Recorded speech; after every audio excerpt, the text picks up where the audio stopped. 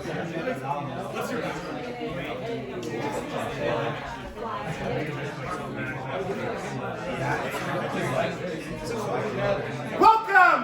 to the AI Accelerated Learning Hackathon! We have a joyous hackathon for you all today. Let's get pure silence for now. Who's having this? A lot of love for all the conversations we've already been having. It's in the email. Oh, silence for now. Silence for now. How do you put it? You can be heard. Hey guys. So we are clearly in an era where the education system is struggling to cope with the realities of artificial intelligence. Students are cheating with ChatGPT. It's unclear what the future of homework will look like. It's unclear what knowledge it makes sense to acquire in a world where generative technology is clearly capable of performing knowledge work tasks and improves day in and day out. And it's also clear that all of the tools that we currently use for learning, from our quizzes, which can now be generated, from the YouTube videos and tutorial videos that you know and love, which can now be generated, to the very sort of like deliberate practice experience where an AI tutor is looking at what you are and aren't capable of, and is creating just the right task at just the right moment to optimize your learning experience. And so my hope is that today and tomorrow we can launch at least 20 novel, high-quality AI education tools, which will have the chance of transforming the education systems we know it. So one of our opening speakers came to early Ajax Hackathon and has created Wisdoli out of this tool for basically creating flashcards. So if you have the spaced repetition experience of Anki or RemNote, you can now generate that spaced repetition experience using the tooling system. And I expect that every aspect of the education system can be touched by you today. So come with creative ideas, with a lot of inspiration. And I want to thank a few people. So first of all, Upstage AI has come with a model that's blowing up on Hugging Face. So they are wonderful sponsors for the hackathon. So if you have a phenomenal use case of solar, you'll be able to win thousands of dollars in prizes. So do take it into mind. They also have a lot of document modern APIs that can be used to basically look at EPUBs or PDFs or docx files that are things you're trying to learn and analyze them, embed them, that sort of thing. And then I guess I want to give the stage to Margarita for making this hackathon happen. Margarita. So thank you all so much for coming. I know it's a Saturday afternoon, so I think it shows a lot about you that you're here on 12 p.m. hacking for education. Tomorrow is going to be the demo, so get ready to ship something. That's the only requirement, the only rule you must ship at the end of this hackathon. In terms of why we're actually doing this, like why do we care about education or AI accelerated learning? I think we're at an inflection point in terms of the tools available, giving a lot of more people access to things like tutors, for example, that can bring you 2 standard deviations on average in terms of getting access to a tutor for students and taking them from an average student to an amazing student. That could be given to every single student right now because of AI tutor bots, for example. Other applications like quiz cards or other ones is giving everyone equitable access and access to the best-in-class education, and we get the opportunity to build that this weekend. So I'm really excited to see what y'all make.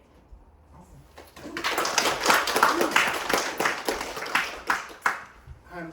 So we have a few really brilliant speakers to inspire you with ideas and worthy technology, and then you will be able to give your own lightning talk. So I have a few listed here. I just texted it out over the Particle as well. So if you have an idea you'd like to collaborate with people who are here on, do add yourself to the spreadsheet and come give a quick lightning talk so that you can meet phenomenal, brilliant people who could be good friends and collaborators. And with that, Upstage AI. Do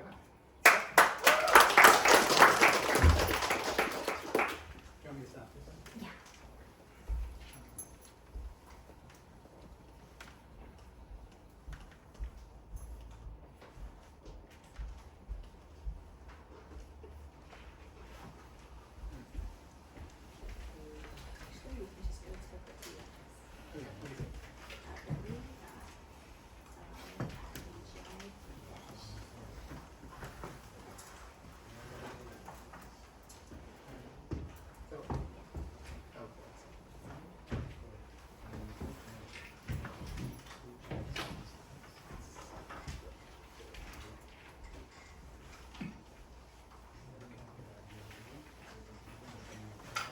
right. It's great to meet you guys. It's so wonderful to be here with a very absolute perfect view. We're a startup working on LLMs, and we're kind of interested on how many people are actually trying to integrate LLMs into their, ed tech idea. How many of you are? Great. That's very many. Okay. How many of you heard of solar? Oh, yeah, we have a couple. Right, great, that's great. All right, so actually, we're gonna give out free solar API keys, which is a very small and powerful, small yet powerful LLM. You probably really would like it. So we're just gonna introduce that. So let's first tell you who we are. We were founded in 2020. We work on Solar LLM and Document AI, and that we have about 100 employees, and we're just entering the U.S. market. So please keep an eye out on us. We're going to offer two things to you. The first is Solar LLM. So what it is it's a small LLM fine-tuned for chat. So if you're working on some kind of chatbot, you definitely like it.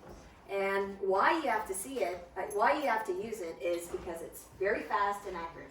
So this is a table, not benchmarked by us, it was benchmarked by somebody else due to AGI eval. And if you see, that up there is E34B, and if you see the red, that's solar at 10.7B. So it's much smaller, but almost as powerful. So you would definitely be interested in using this. And the second is a Document AI Layout Analyzer API. So if you probably have a lot of complex documents and you want to process them through an API and use it with an LLM, you would definitely be interested in this. So what this does is it gets documents and outputs HTML. So you probably want to use this also because it's very powerful and easy to use. So let me show you how easy to use it is. So you can actually go read the docs at developers.upstage.ai, get API keys. For Solar, you can just go to that link. We probably are sending out the slides to people, right? You can probably go to that link and get a beta access token. And for the layout analyzer, we're giving you a complimentary API key, which you can use throughout this hackathon and throughout March. So those are probably some services you would be interested in. And this is a demo of our simple document QA. So what you do is you input a document, and this document is parsed using Layout Analyzer. And then if you send a question, then it will answer using our LLMs. But what's striking is that it is very simple to build this. So this is the code that is used for Solar LLM and Layout Analyzer. The surprising point is that for Solar LLM, it's completely same to using the OpenAI API. So we use the OpenAI SDK. All you have to do is replace two things: the URL for requesting the API and your API key. That's it. Just 2 lines. So it's very simple. And for Layout Analyzer, it's just a HTTP request. So it's totally simple. And there's only 3 lines of code for creating a document QA app. So before in the page, I told you about a layout analyst function and one ask Solar function, and you just put these 3 lines together, and voila, that's it, just for a document QA app. So if you're interested in building an ed tech app for document QA, this is totally what you want. So you can definitely build QA, RAG, summarization, writing assistance, all in this manner. And we will give you free API keys, so you would definitely be able to use these very easily. And let me tell you some sample use cases that you might be interested in. So at Upstage, we not only create LLMs, we also create some applications that go with LLMs, and these are 2 use cases that we actually handled. So first is write-up, which, so you can actually, it's like a Microsoft Copilot, when you write anything on your laptop, it figures out where the editing text box is, and when you're entering something, you can actually press some buttons and it will modify your inputs and outputs. And Panda is a math GPT we created. So Panda is a math education app, and we provided a GPT app for LLM app for them. So those are two sample use cases that we can point out. And so that's about it. And we'd like to suggest one more thing, one last thing. So we have a Solar LLM Innovators Award. So you must be building very, very interesting applications throughout this hackathon. We'd love to hear what use cases you have. We'd love to hear if we could provide any API keys, complimentary tokens for you. And yeah, so if you apply, we will give you up to 200K USD credits so that you can keep building your applications. So yeah, that's it for us. Have a nice time, and we'll catch you around. Any questions? Sorry, any questions? Oh yeah, questions. Because I'm curious, how does doc to HTML work for research papers? For research papers, yeah, actually, so you can imagine like research papers that have two columns, right? So originally, like if you use a PDF parser or an OCR engine, like the lines will come out like in a very gibberish way. But if you use like the layout analyzer, it will detect where the columns are and read in a natural reading order, and also detect where the figures and tables are, and also do table structure recognition so that the tables are just in HTML. So it's beautiful. Okay, so it's really nice. Mm-hmm. How does it perform on, like, it sees graphs within there, like performance charts or like benchmarks that way? Does it still extract values well? It sees a chart or an independent graph? Right, there's one caveat, so we don't support math OCR yet. Okay. So it does detect where the equations are. So equations will be detected in boxes. But we don't get the equations out and recognize what the equations say. Is there anything optimized for knowledge graphs or structured data? Knowledge graph, structured data, good question. For now, no. We're thinking about integrations, but I would say But did you say you passed through to OpenAI? you can pass through OpenAI. You mean the layout analyzer? Did you say that your API key also like was a Oh, gateway to right. OpenAI? So it doesn't. I mean, if you see the, if you get the slides, then it will be easy for you to see the code. But the code is the exactly same to OpenAI's SDK. Oh, so it's compatible, but not. Right, it's compatible. All you have to do is replace the URL and the token, and that's it. So if you already have a pre-existing code, it's totally compatible. Do you have the TypeScript SDK or it's all Python? Well, since OpenAI does, you can probably use that. Right. My other question is, if I'm doing like a batch job and I want to send like a ton of documents, what kind of scale can your API support right now? Right. Good question. How many documents? Say it's like 1,000. I have 3 million papers. Yeah, so yeah, that's like higher, but say like for like a hackathon project, like 100 to 1,000 papers, and then trying to do random. Right. Are you gonna do it tonight? It's because it's been like a pain point I've had. Like a lot of the projects we've done at these hackathons, people get stuck on this problem. So like, Right. so it's like this API is like, yeah, it removes a lot of that burden. I'm just curious, like, yeah. So And how we've much implemented people like bad versions of this. yeah, so many people have tried to build this Yeah. app I projects and then see. given up basically. So I'm curious, like, I if see. a bunch of people start hitting the API, what? Yeah, we're actually having a sync API coming up, like at the end of March. But currently it's just sync, so you just have to send multiple requests. Okay. Yeah. But the API can support like, is there like a cap per user, like of how many active like QA jobs can be I think that happening? it was like around 10. Okay. Cool. Yeah. Nice. All right, let's do it. Thank you. As always. All right.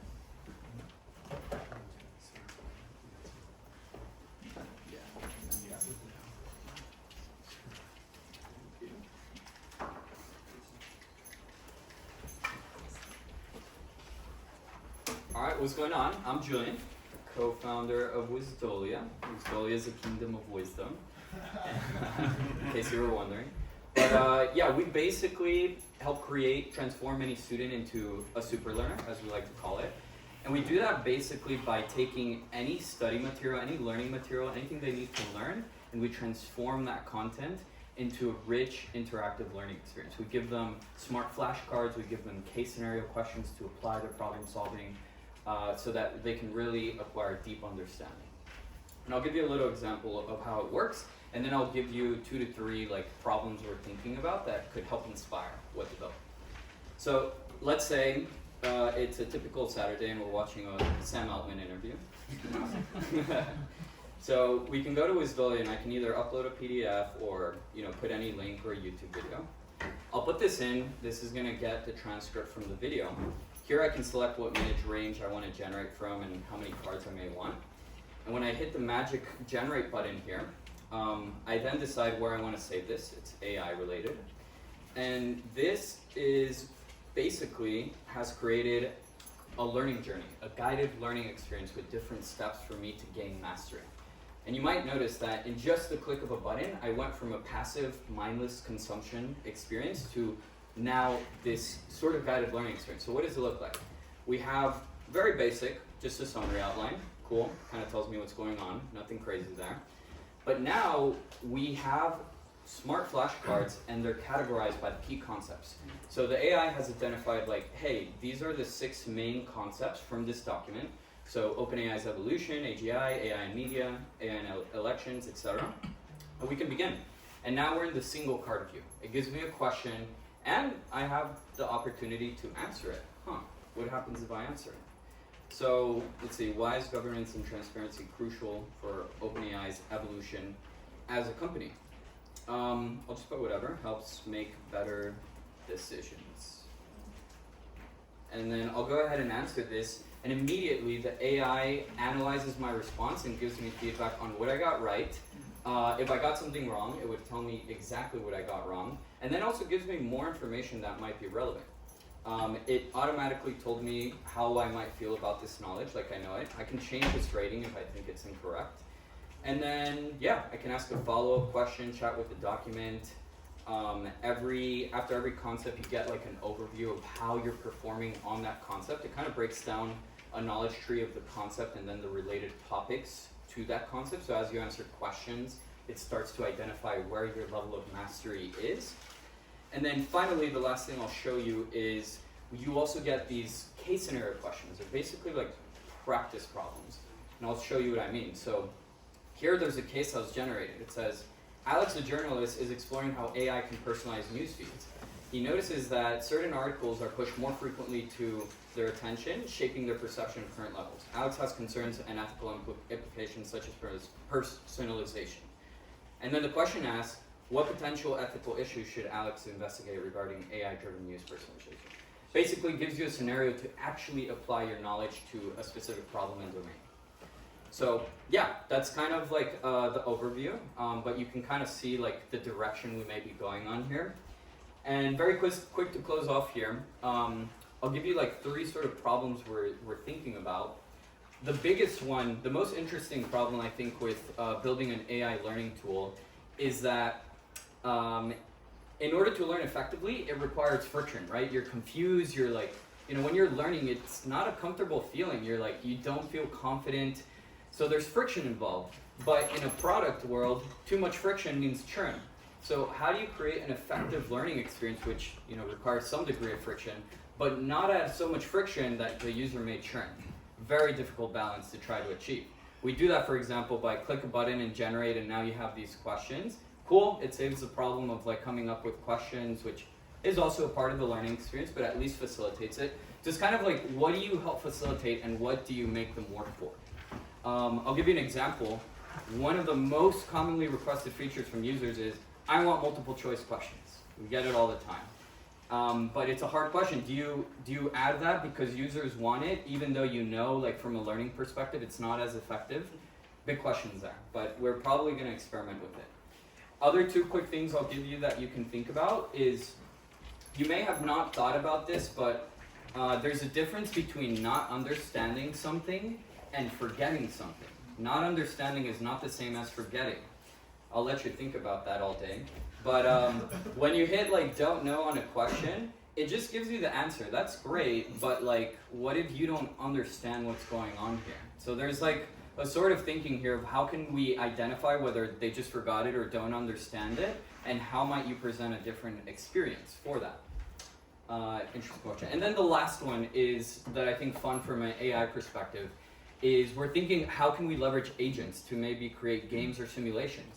For example, our core user demographic is medical students, and they are often like have clinical questions or have to talk with patients. Can you maybe use agents to simulate a conversation with a patient, and they have to figure out what questions that to ask the patient, the agent, in order to get the information they need to solve a case. So that's a little taste of the world of Wisdolia. If you're curious to learn more about problems, how we think about things, or maybe curious to build something that could be potentially integrated into our platform, yeah, feel free to connect with me. I'm Julian. Thanks for the time. Some questions. Yeah. So I guess here we are at a learning hackathon. I'm curious to what degree did hackathons affect Wizdolia's origins? Yeah, well, I love going to hackathons. I think it's a good place for inspiration. Wizdolia was not born out of a hackathon. It was born out of a tweet, funny enough. Some person on Twitter, a tech person, tweeted like, my dream AI product would be to take anything I'm learning and transforming it into AI-generated flashcards. My co-founder and I, being like huge into learning and education, like kind of saw that as a perfect opportunity for a good starting point.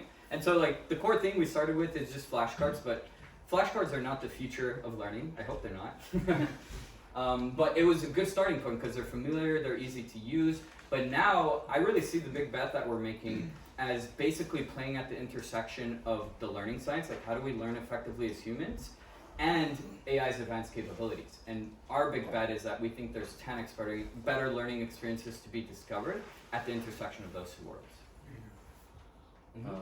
So one thing you haven't talked about is like, from my understanding, you've had a pretty good amount of traction, and a lot of people have tried to build these kind of like cue card apps, especially around the time you were building them and started. What do you think was different? Like what?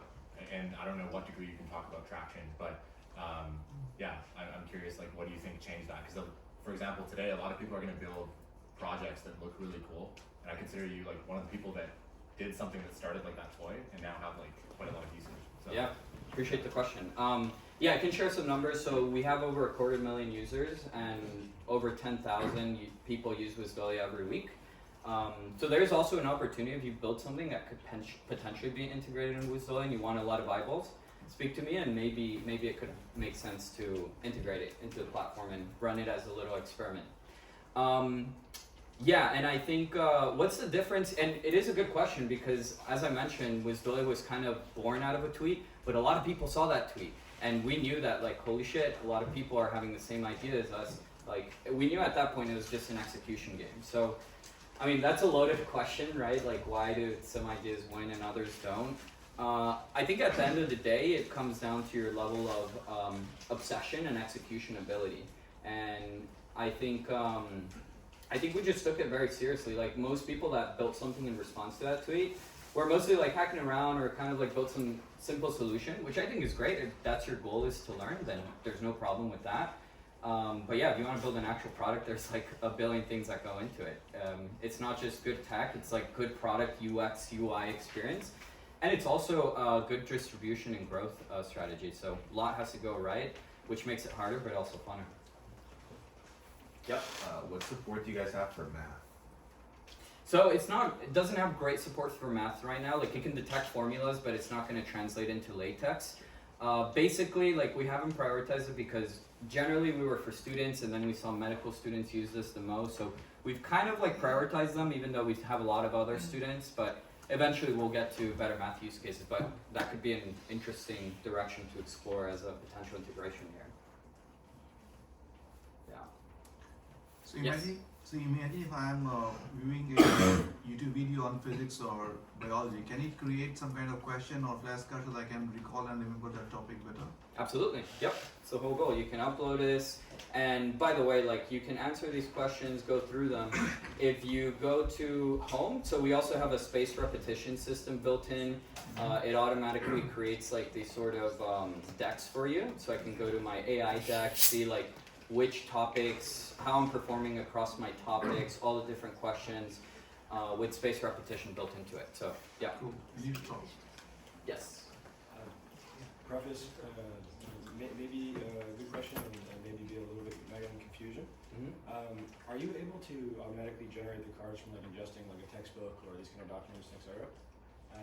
How do you rank? You know, sometimes we'll go through textbooks where the material is not exactly in its best order, or like, you know, how do you deal with rank and how, you know, How to like pick what you get from that? Generation from personalized to what they would ingest better, or like what should come next, Yeah. or these kind of things.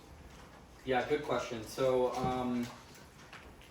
the way we do this right now, it's hard. Like, how do you get like coverage of the main things that are covered in the text that you upload, and also like, sure, there may be 100% coverage, but you maybe only care about like this specific thing of it. So we don't solve this very well right now, but basically, like, what are we doing here? Like, we're creating a sort of knowledge tree of like what are the key concepts in this document, and then also what are the related topics. So that's kind of the first thing we do, is create a knowledge tree with 2 different levels.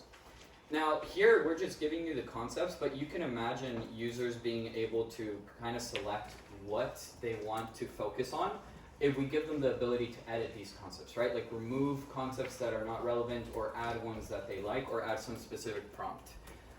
So yeah, that's something that we want to experiment with soon. But right now, you just generate, and hopefully it has good ones. You can remove questions you don't want or are not relevant, but yeah, we'll add better flexibility for that over time. No, thank you. I appreciate it. Yeah. Besides math, what types of sources and material does this not work, that you guys have found like doesn't work super well with? Like I imagine if, like I'm reading something about history where it's like all text and it's like a lot of fact recall, maybe some application, it would be really good. Are there like examples of things that like you guys think like your product needs more improvement in?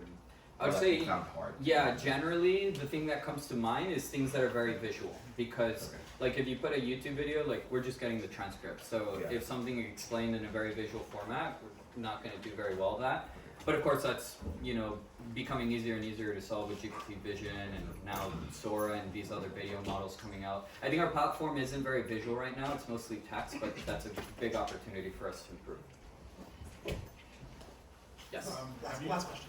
Yeah, sure. Have you tried using Claude 3 for creating the questions or not? Not yet, but I'm very curious. And I heard the API is out, but the limits are not great, so that would probably be a problem. But I want to experiment with it. But we've been fine-tuning models recently and getting some good results. So yeah, kind of working on that. But yeah, feel free to talk to me more after if you're curious to learn more. Thanks so much.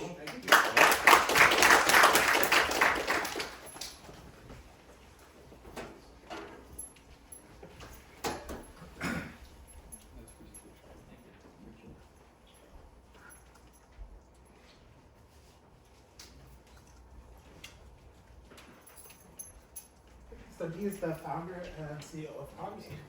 It's been awesome.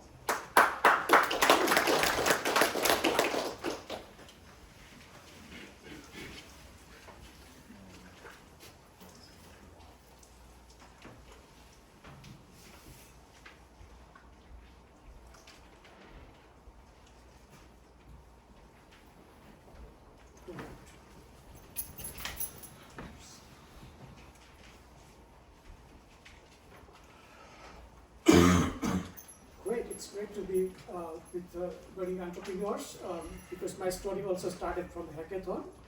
So I'll be sharing with you some of the EdTech trends, especially by looking at the longer context of how the education has evolved and where it is going.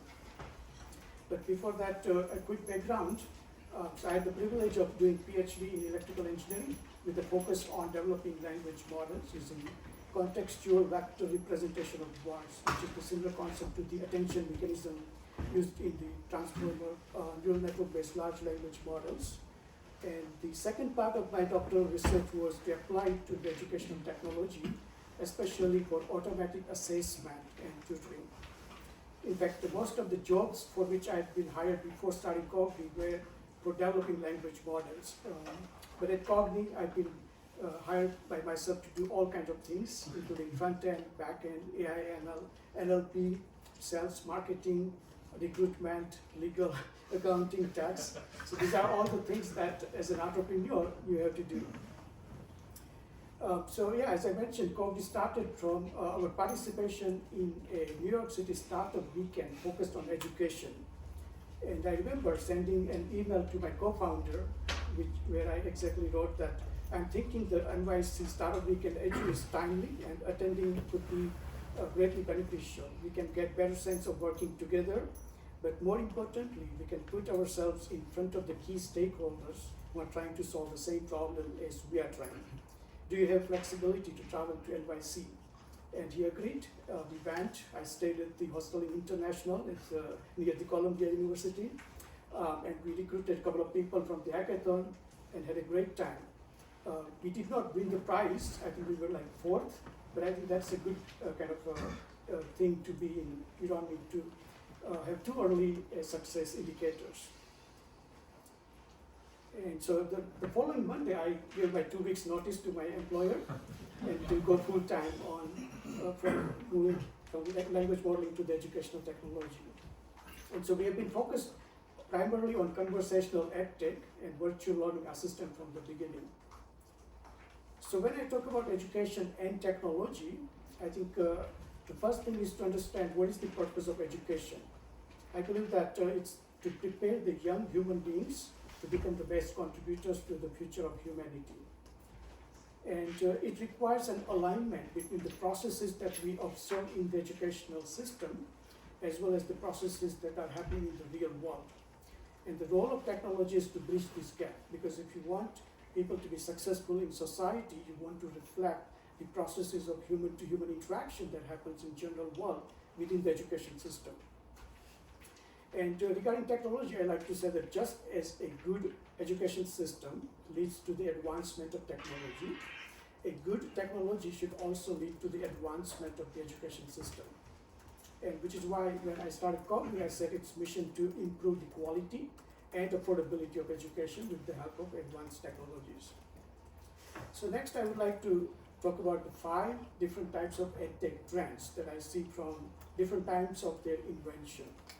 And I list them as the millennia-old technology, then centuries-old technologies, then decades-old technologies, then current technologies, and the future technologies. And we will discuss about what is the future over the next 20 years.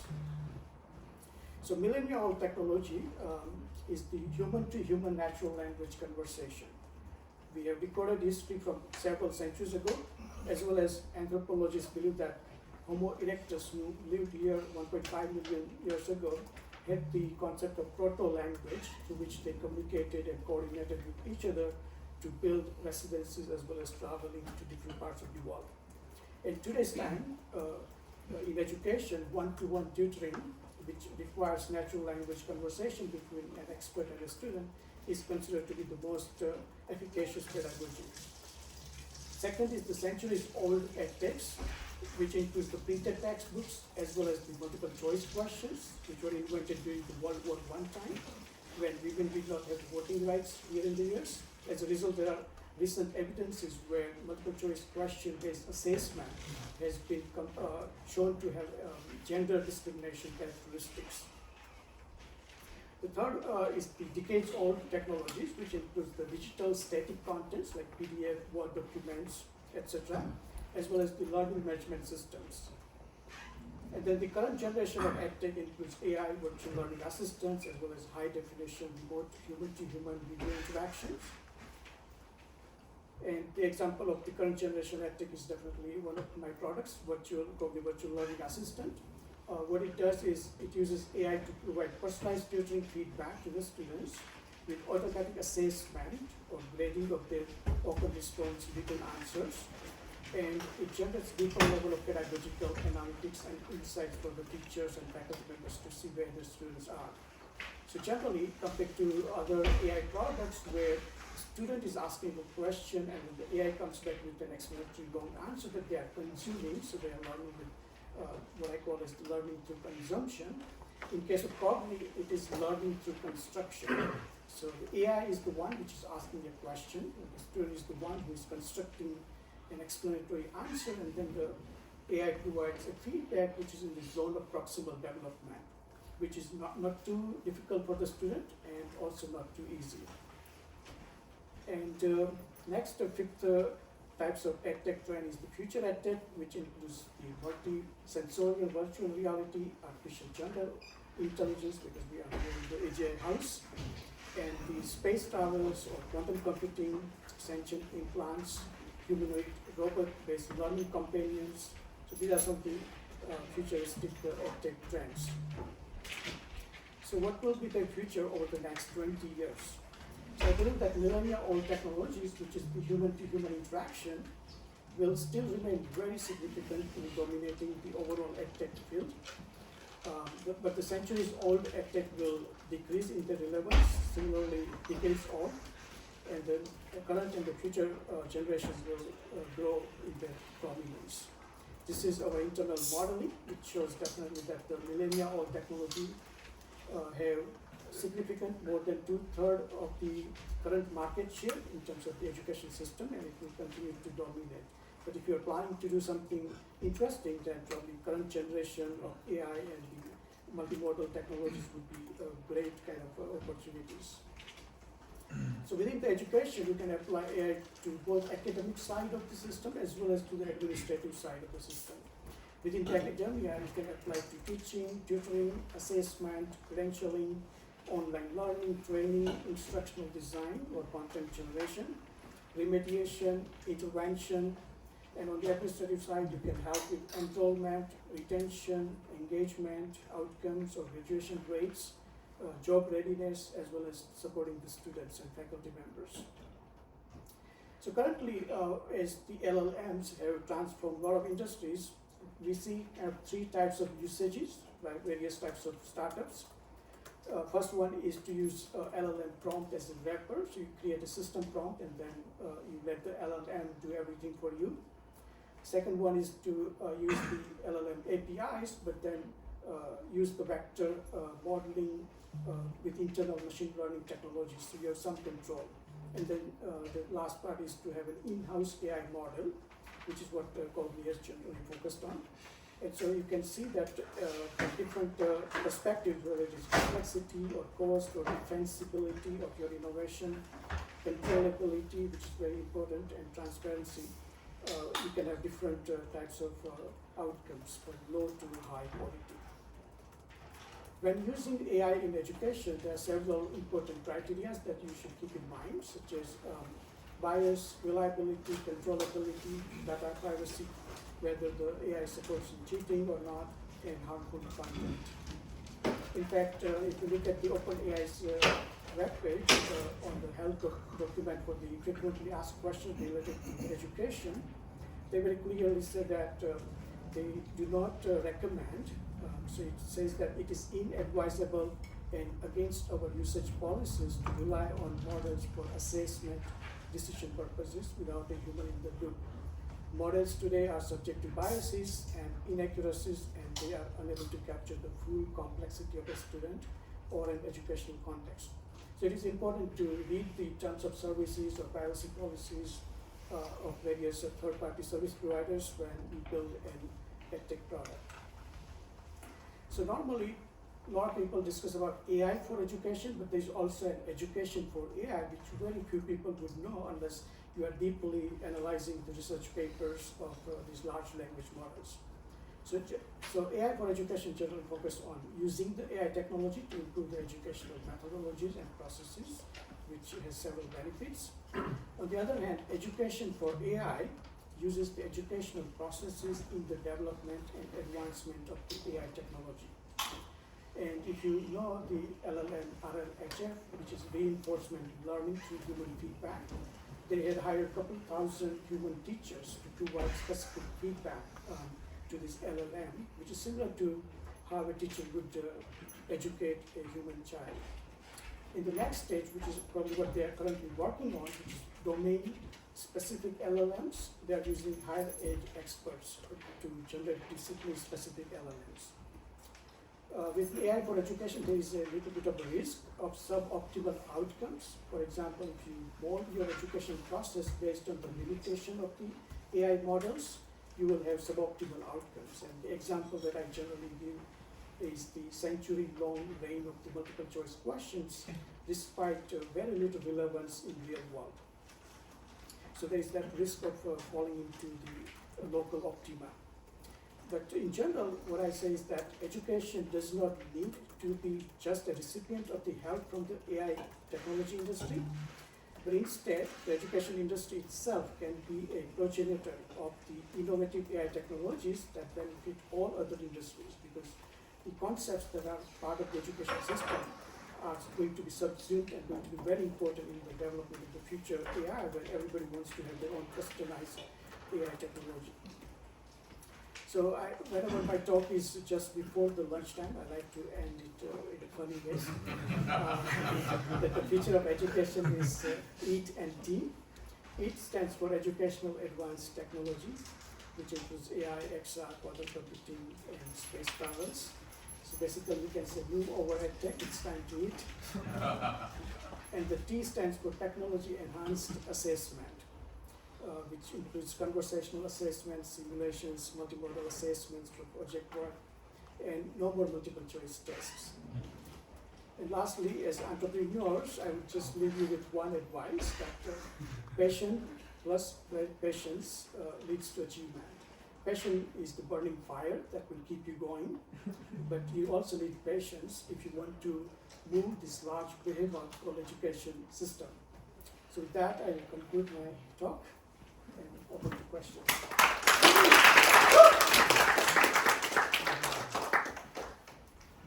When it comes to proximal development, what different kinds of learning styles have you observed? Right, so students have different kind of learning capabilities, and some students are high achievers, so they will master the topic very quickly. So they don't need a lot of feedback, right? But some students may be struggling.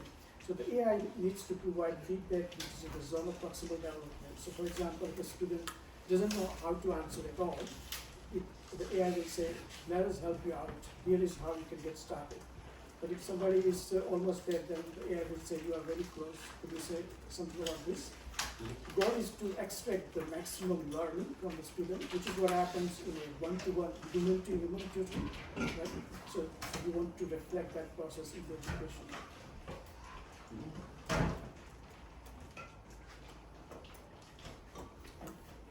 What would you consider in-house AI tools? Do you consider like refining a large language model in-house, or have more? And then how did you keep it updated, given that large language model is updating every day, there's a new model coming out? Yeah, so the in-house AI development is definitely very resource intensive, as you would imagine, because these models depends on what architecture you are using. You don't always need to use the large neural network-based architecture. You can also have different types of architectures that are coming out nowadays, including state-space interfaces and other models. So depending on your stack, how you build the models, your complexity will vary. And you can definitely keep up to date based on whatever data you need to build it on. Our approach has been mostly on customizing the models for specific domains or subject areas. So it allows us to keep the models smaller. We don't need to build very large models for specific subjects, but it also gives us a lot of control and transparency about how things are working and how things might not be working, which is a very critical point about updating or bug fixing, right? Because if you are using a very large language model and you don't understand how the internal dynamics are contributing to a certain outcome, it's very difficult. You are relying mostly on the prompt or some type of input only. But if you have more transparent language model, then you know precisely what contributed to the error, and therefore you can fix it. How have you thought of? Last question. Oh yeah. How have you thought of like creating new learning experiences versus like improving old methods of learning? So, for example, let's say you want to look at the school and they focus on like multiple choice, and you know that there's so many new, better ways to learn, right? Like, how do you break away from old patterns and systems of learning and integrate like educational innovation, even if it's unfamiliar and people might be like more hesitant? Yeah, it's a very good question. There is an inertia of what is known as comparability in assessment, and what leads to the sustenance of these false practices of using multiple choice or the kind of not very suboptimal processes. So our goal is to create awareness, and when we speak with students, teachers, parents, decision makers, they all kind of agree in concept because there is a solid academic research by Benjamin Green's mastery learning as well as Vygotsky's zone of proximal development.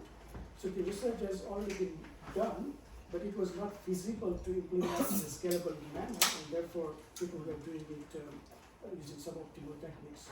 So now I think is a better time to build all these high quality pedagogies into the AI edtech products.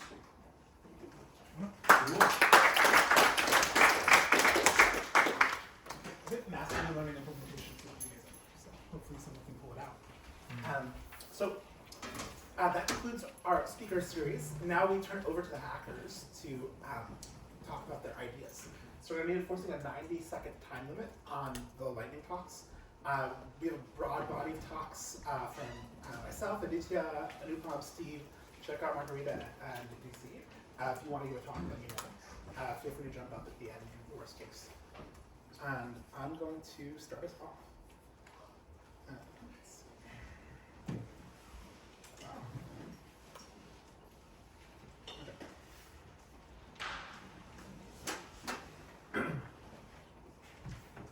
So I love learning via YouTube. YouTube is super friendly, emotionally accessible, very easy, and there's so much incredible knowledge that's in my library and all of the text behind you that has not made it onto YouTube.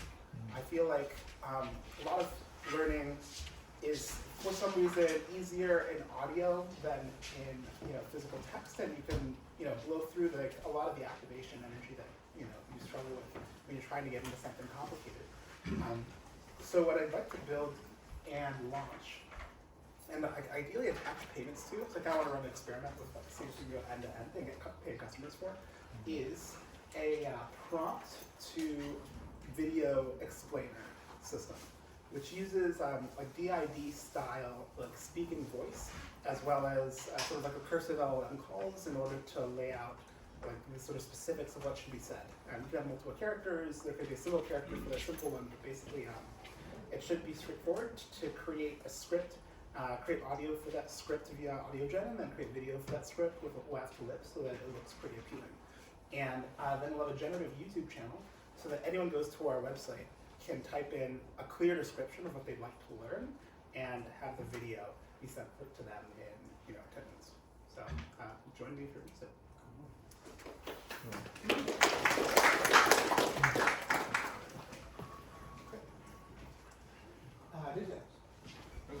Anupam, you're on that.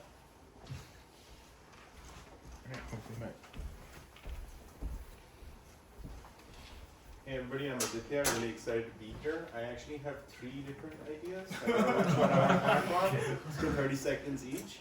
The first one, seeing visibility and hearing about Claude Me, very, very powerful because I want to create an article-based AI tutor. Claude 3 is the first LLM that I've actually found is able to actually break down concepts to where I can proximately develop myself to actually read an article. So I'd like to gamify that either in the browser or in the GPT store. And also I'd like it to become good at estimation. So when I look at an article or I look at a paper, it can tell me how long it's going to take me to actually read this at a college or actually understand it. So that's one thing I might like to work on. Another thing, there's so many different courses from so many different sources. online, in person, whole degrees, weekend getaways, retreats, seminars, forums, whatever, all of which I'm so interested in. I kind of want to create like a course finder where I can put them all into like a standardized format, and then I can chat to the course finder about my intentions, my learning budget, both money and time, and try to create a learning plan through like way too many options that actually makes me feel fulfilled. And right now I'm just missing out on everything. But I want to be able to like choose, right? I have like 80% similar idea, like course finder. Cool. And then Let's meditate. chat. My time is running out. Yeah. Right? My third idea. This is kind of off the wall, but it's like the YC application thing. Put your wildest ideas. I sell summer camps for kids, and all the time adults come to me and they're like, "Oh, I want to go on summer camp." And so I think a lot of adults are willing to do learning and getaways mixed together. For 1 to 2 week long periods several times a year, but they kind of want to co-create the curriculum and they want to kind of choose a destination. So any kind of social app that helps coordinate all that will also be really valuable in the world. Like that's just like a request I get all the time, and that's something that I would actually probably really like to try. So yeah, putting it out there. Thanks. Come talk to me later. Good chat. Okay, I will come Steve, you're on next. Hi gang, Monicom. So I don't know about you guys, I really suck at reading research papers, and there's like lies and excuses I tell myself as to why. One of them is my attention span. I think I'm addicted to Twitter, and so that has lessened my ability to make it through a quite dense and lengthy PDF. The second is the formatting of them. I read a lot on my phone. Also, I'm blind, so I really struggle to read small text, small graphs, small images in a PDF format, especially when I do most of my reading on my phone. And I also read really fast. I tend to just skim really quick, so I don't think about what I'm reading.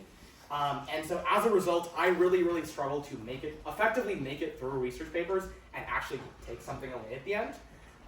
And so I am, based on kind of the discussion from earlier about document to HTML APIs, I'm very intrigued with the idea of taking a PDF research paper and turning it into a nicely formatted HTML page with LLM reading assistance built in. Something I've done in the past for myself is I print out everything. I basically, I don't know about you guys, I end up with 90 articles at the end of the month that I've opened from Hacker News or whatever and not read because they were too long for that moment, and then I print them at the end of the month and run an AI summarizer over them and put it into a little book.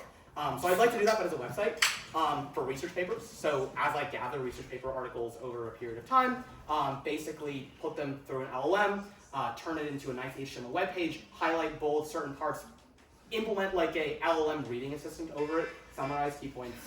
Yeah, it's great for accessibility too, screen readers, plus great for your phone. That's it.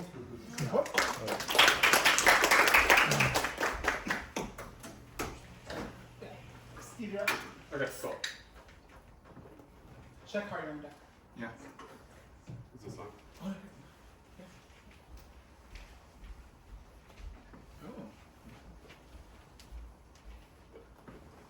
Okay. It's coming.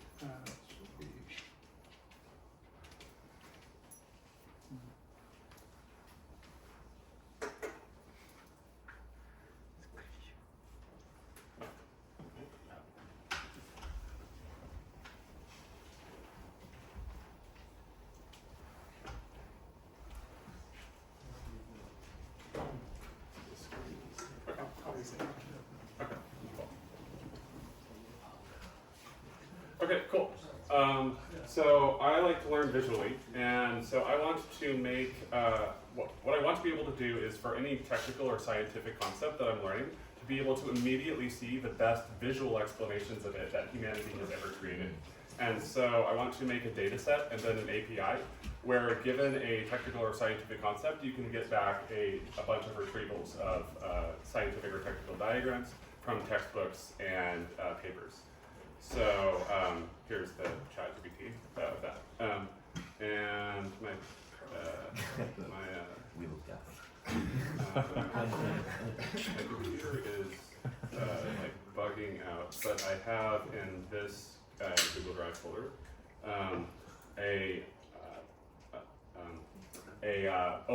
hundreds of technical textbooks that are open source, so that we could scrape the diagrams from them and compile them. And so the steps would be: one, scrape them extract the captions as well as references to the figures in the text so that we have the full text descriptions from each textbook. To create the data set, we could put it on Hugging Face, let others play with it, and then make an API that anyone can create with it.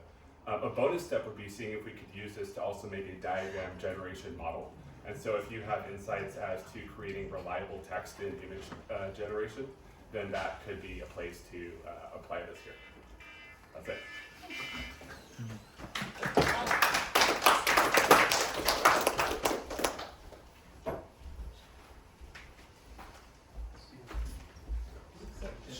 Yeah.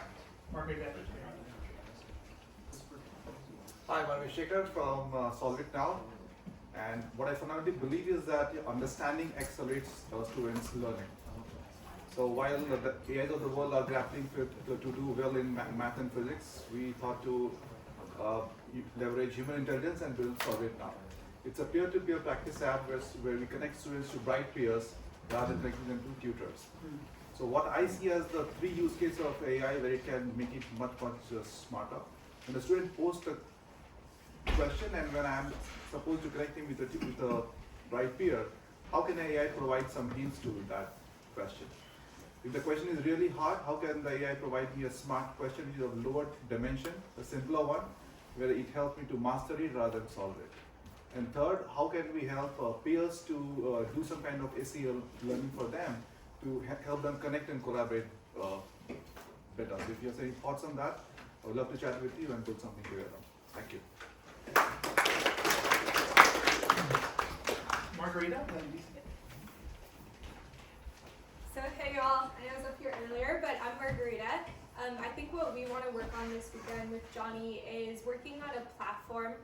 We've been playing around with this idea for a bit, but overall what we really want to do is make the experience of learning magical, make it fun, make it exciting, make it an enjoyable experience. I think we have we have VR, we have like amazing video game technology, but courses that you see online are still like blocks of text and maybe a video and some questions.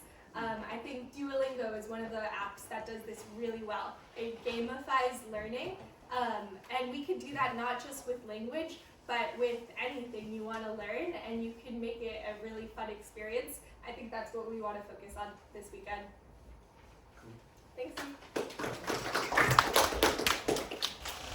So quick question, was this a specific idea? Or is there a specific? Yeah, I think it's going to be adding in videos and multiple types of context for the course itself, as well as tutors and kind of this like fun like streaks and all those things to try to get you through the course. Yeah. Okay, DC? Yeah. And then Kaden, you're on that. I'm DC. I've been working on chatbots for quite a long time. I'd like to build a knowledge graph explorer for podcasts and YouTube videos. So there's a lot of stuff, a lot of interesting information locked up in podcasts, and no one has time to listen to all that stuff. So if you create a knowledge graph on the fly that lets you randomly access the things that you don't know.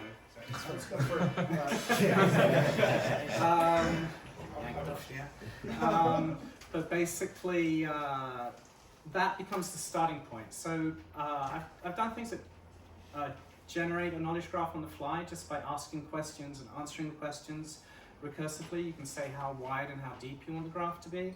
But if you start with a podcast, you actually have really interesting kind of discussion.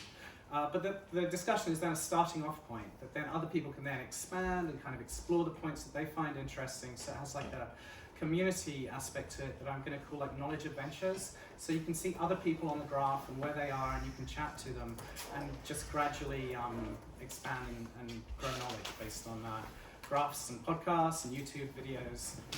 And that material is already public, so we're not like scraping someone's books or something like that. So I think there's a lot of material. And once you have enough of these podcasts kind of mapped out, then you could start to see connections between different podcasts. So it becomes kind of like a discovery engine as well. Is that really not 90 seconds yet? Well, because of the previous speaker. Well, as we're used to time. And what else? And then it would have maybe like a Discord or a kind of a live chat connection so that people could ask questions to the graph or see who else was exploring the graph. It'd be nice to do with like a real-time API so that as people are asking questions and the graph is kind of expanding, other people get to see that. Yeah, so I've got bits of it built. Really looking for people who know a little bit about knowledge graphs to help build it out.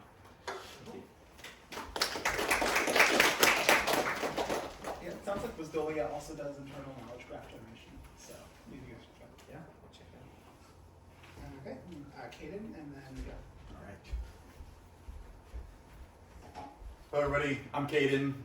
What I would like to build with the student in mind, so as a student you go in to office hours, whether that's with a professor, with a tutor, a tool that would let you record the conversation, have speaker analysis, and then be able to revisit some of the questions that you were asking. So be able to identify where your knowledge gaps are. When you go in, a lot of questions are answered, but you can't quite remember exactly how that was answered, what is important. So being able to revisit a conversation and identify where you need to dive deeper and what more you need to explore. Still fleshing out, but kind of just had the idea. So that's what I'm interested in.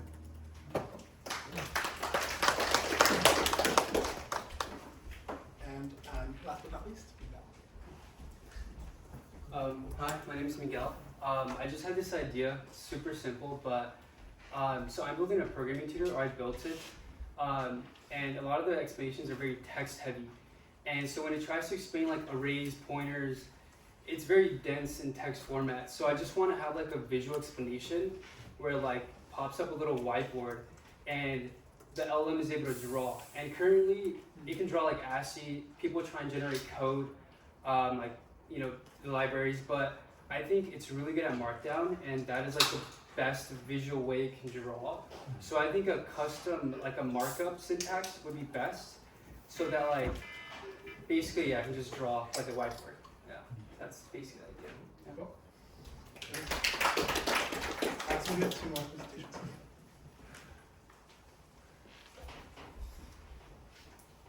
Hi everyone, students again. So there is this really big problem that many students, and it actually goes beyond them, they don't know what to do next, what step they should take in order to come to the next part of their career or just a journey in their life. So what I'm thinking about, and I have a couple of team members on it working already, creating an AI guide regarding your career counseling. So it would help to analyze your past experiences. It would really help to get to know what you like, what you prefer, what you're good at and bad at, and then tailor a specific path to you to make certain steps and basically get to where you could potentially be. Some other details is that it's not gonna teach you really, it's gonna guide you through your roadmap. And it's not giving you a feel of really giving you answers, but rather really bringing you through the journey of self-awareness, of understanding who you truly want to be, what you're capable of, and how it can be leveraged for you. Thank you. Thanks, Richard. So projects keep sprouting with flies. So Brock, and then All right, keep it short. Right on. So I am visiting from the beautiful East Tennessee area, and one of the issues we have out there is that the public education system is kind of abysmal, as it is in many other places. When I am trying to learn new topics and improve myself, one of the biggest factors that determines the outcome of that is my setting. And as much as the actual teaching of new topics needs work, and it's great there's tools to support that with AI, one of the things that I think gets often overlooked is like psychological well-being and support for the students in these areas.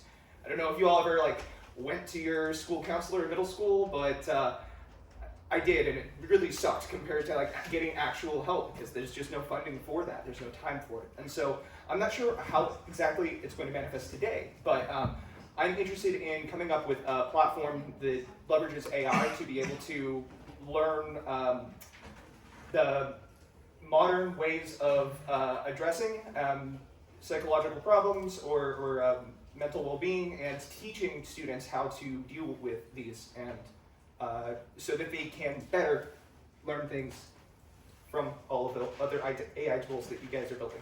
So that's all.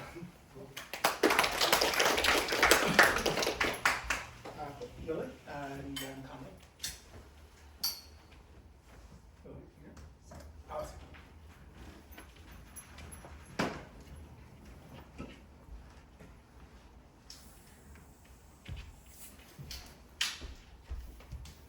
So recently there was another hackathon, I think a week ago, about building a chatbot, and it really got me thinking about just in general how, in terms of like language-based chatbots that talk back to you, you know, the relationships that human should or ought or maybe not to have with like artificial intelligence that has to deal with like an interpersonal relationship. And I felt that chatbots, in terms of, you know, a voice assistant, shouldn't necessarily replace the relationships that you can have with other people. And if it's there to cull your loneliness, I don't necessarily think that that's the right way to go about it, because it is purely in the difficulties that we face and facing the discomfort that we have, that we build character, we build depth, and we build onto our own humanity, and that like lived human experience about the good and the bad. So this is not gonna be my idea for this particular hackathon, but I just want to invite people to think about, like, we've actually started to go into this topic with the previous presenters, but how can we build maybe like a journaling like prompt or some sort of how can we use AI to help ourselves advance our like personal sort of abilities to be human, to cultivate depth, because it is purely in the most difficult times that we face that we become a great guide for other people who are facing similar situations. And that's how we build character, that's how we build our own empathy towards others. And I just want to invite people to think about that particular concept when it comes to advancing ourselves, because we've been I think there's a lot of people here that's been talking about building upon our academic strength, and we've also talked about the psychological part, and I want to see how we can dig down, like, create a tool for that. What project are you I'm going to be working on a video generation project that's going to be separate, but I just want to give people an idea of everything. And ostensibly last, but who knows?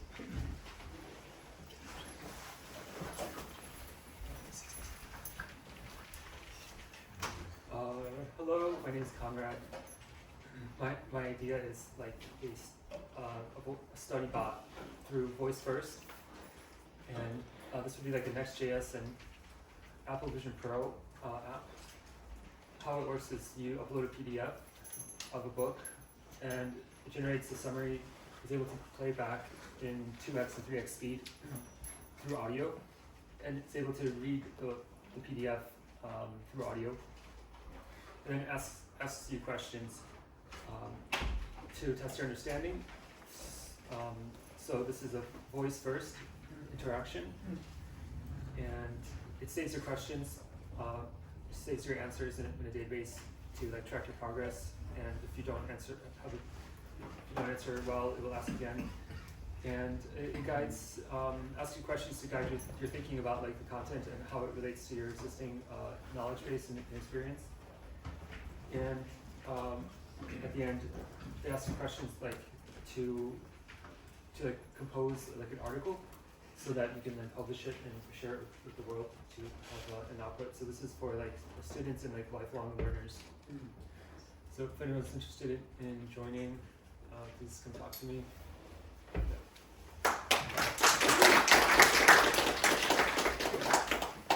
Educational conversations. Okay. Incredible. Okay, Elliot on video generation learning platform. Yeah. And Hey guys, I'm gonna make it short. I'm super passionate about anything that relates to videos, and especially video generation with help right now. So everything we consume right now is shifting to video, so social media, regular media, some part of education, buying, e-commerce, everything. And we love just the way marketing using video because we love watching them because we learn very quickly from videos.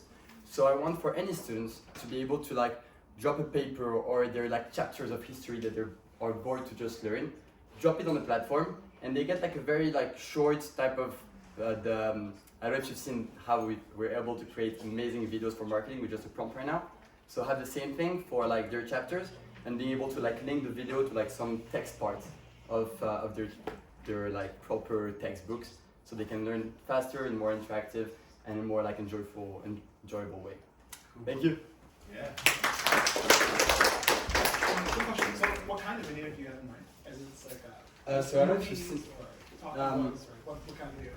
It's very like simple video. So right now, if you go on like v.io stuff like this, you can like put a prompt, put a few images of like not just a prompt like I'm building that kind of company, and it will generate a video with like short explanations of what is the thing, like put some voiceover on top of it. So let's say you want to learn a chapter of history, which is about like French history in France. Like you put your chapter about the 17th century, and you will see like, okay, so this is what happened. You can see like a short description of like this is the king that built Versailles and like all this kind of thing. And you will have like every time short videos, and you can be able to like interact with them to learn more and have more like other short videos. What tools are you using so far?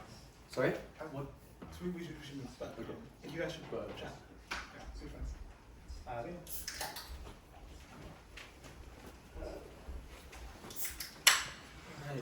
Hello everybody, my name is Liam. I feel like a lot of the discussion today has been focused on how to use AI to like increase human intelligence, but there hasn't really been any ideas yet for teaching humans how to be better at using AI. So I want to build a product. I think it's easily achievable today to teach like K through 5 prompt engineering. So that's my idea. That's like it. That's it. Yeah. Please do it down my okay, are there any other talks? Just going on. Okay, that's all. So, before we dive in, final little bits of info. If you're not on Slack, get in Slack. That's where we'll be sending out the API keys for incredible scale experiences. That's what we announced today: dinner, lunch, putting out spreadsheets, presentations. So please join Slack. Can you raise your hand if you're not in Slack? Okay. After pictures come up, and I'll be here to make sure everyone gets in. Second, I guess we're gonna have a sign up for presentations and project registration in about an hour. So expect one of us to come around and ask you what you're up to, what you're gonna be building. And finally, the upscale team is here, so to make sure you're good to go. All that said, those were 15 really phenomenal proposals for projects. I would be stoked if by this time tomorrow, the world is directly experiencing all 15 of those projects. So good luck to everyone. Yeah, make friends. I also love the deets on the space are the bathroom is here, then there's another bathroom 2 floors down. Feel free to use this floor, the floor below it, and the floor below that as hack space. It's all open to you, minus the doors that go to bedrooms. So please don't go in people's bedrooms. Upstairs is also off limits. It's all bedrooms. So please do stay out. And yeah, I guess all that said, glorious environment. Super stoked to see what all of you create. And let's have fun. Thanks for hosting. Let the AI Learning Hackathon commence.